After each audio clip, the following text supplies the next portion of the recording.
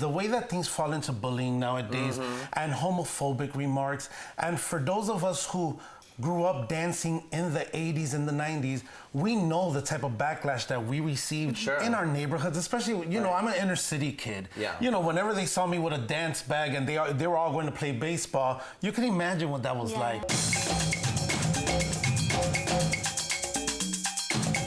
And we are back on the Zoom with Lyrik Cruz, choreographer and creative director extraordinaire. Thank you for joining us in this cage, baby. Thank you for having me. Are you ready to go wild with us? Absolutely, wild as me. On the count of 3, 1, 2, 3. Wow. Oh my gosh! Well, thank you for joining us. Thank you for having me. You know, this has been a busy week for you, hasn't it? Life is busy. The year is busy, fortunately. Okay, good. I mean, this year you all, you know, besides all of the choreography that you do, you also got involved with Imagen Awards, correct? Yeah, well, I've been working with the Imagen Foundation now for the past 3 years. Oh, okay. Working on the production team and doing some choreography for the show. Nice. But not only choreography, though. He has some exciting news about some couple awards that you've been nominated for. Can you tell us more about that? Yeah, well, Dennis, How I Met You was through Shine the movie. Right. That was released last year in October.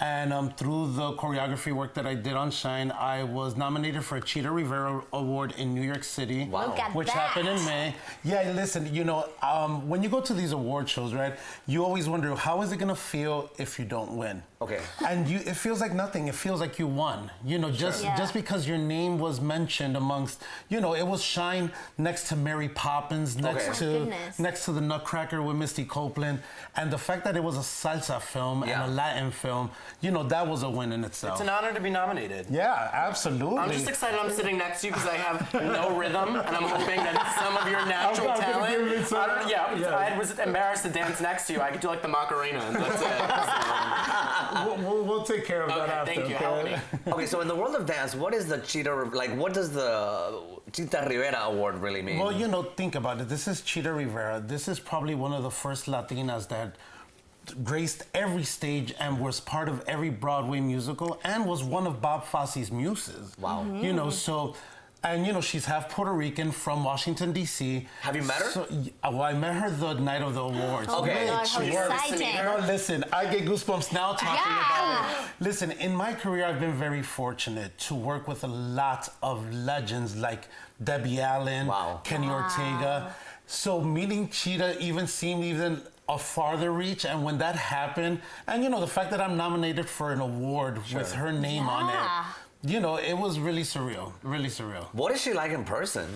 Oh, you know, she's really tiny. She's really small. And, you know, she's in her 80s now, but, you know, she's still glammed up. And she's got it. She's still performing. Oh, she still performed at the awards. Wow. She did a tango number, which was incredible. You know, well, what legends are made of. That's amazing. Yeah. Now, you've worked with so many people, but do you ever get intimidated when you work with these big name stars? I don't think it's intimidation. For me, it's respect. Okay. You know, I want you to tell us about In the Heights, because that's like major. In the Heights. So, like, tell us a little bit more about how you got involved with the project and now that it's upcoming. Well, In the Heights, I went to 4 cattle calls of auditions. Wow. You know, they had pitched me to work on the choreography team. That didn't happen, but I wanted to be part of the film at whatever capacity it was. You know, In the Heights, again, it's another major thing that happened off-Broadway for Latinos, and the fact that Warner Brothers is behind the film now with Lin-Manuel, you know, I didn't care if I was just mopping the floor across the screen. You know, the point was to be in it. And, you know, and I have a funny story. After I kind of lost hope because they did auditions here and in New York. They ended up going with local hires in New York.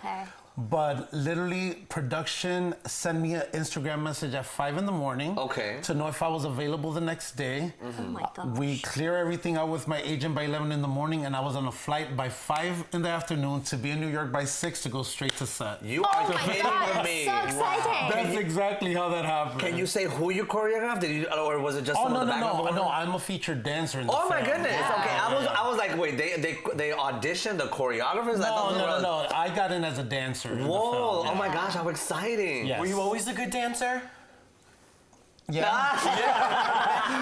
Well, you know, listen, I'm Puerto Rican. I was born So it's in your blood. I was born into music, and I'm an art school kid. You know, Okay. this was, I made this choice at 8 years old. Okay. You know, and I just turned happily 39. So, you know, it's been a long time that I've been at it. And yeah, you know, I feel I'm pretty good at what I do. Yeah. And one thing I want to ask you about is the Good Morning America host, Laura Spencer, Yes. who faced some backlash for laughing at Prince George for taking ballet lessons. Yeah. Well, I'm going to tell you, I'm also going to honor the type of apology that she did, because she really rights her wrong, you know?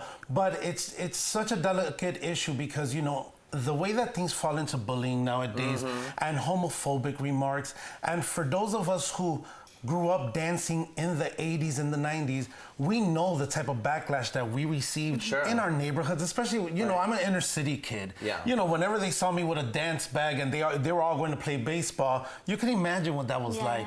So we're living in a day and age where it's just not acceptable to judge anyone, especially when it comes to something like that, and not on a national platform. You know, but I have to give her props because she really honored her wrong and she made it right.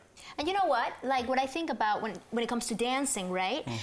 The principle of dancing does not recognize whether you're white, black, big, small. Like if you're dancing, you're just dancing. You're just expressing yourself. So once people start commenting on the principle of dancing or on the fact that you are dancing, we're just talking about two separate things, which is something that I really, really adore about, especially your Instagram though, because it's so refreshing to look at you and being just like, man, have you seen his Instagram? Yeah. He's doing this like Latin fusion and he's like, Honey, I took a dance lesson with him, and it was like, I thought I knew how to dance salsa until I took a class with Lyrik. Well, you know, I'm gonna tell you, I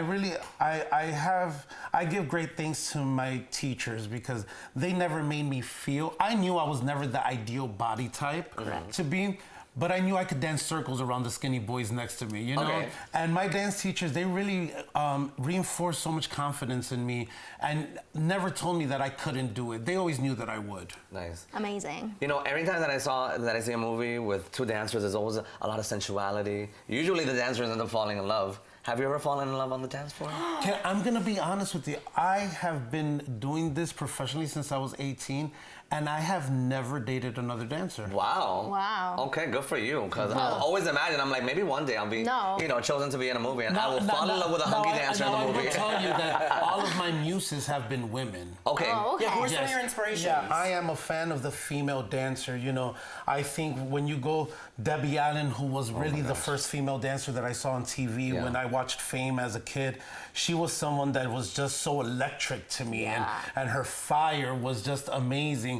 And then, you know, in the Latin dance world, you have, you know, Grisel Ponce, who I've been able to tour the world with from New York City, who's also in the Heights, that, you know, she's been my muse for years. You know, like anything that I choreograph, I would love to see on her first. That's amazing. Well, you are electric, and your energy is fantastic. We're so happy to have you here. Thank you for coming. Yeah, thank you guys for having me. It was my pleasure.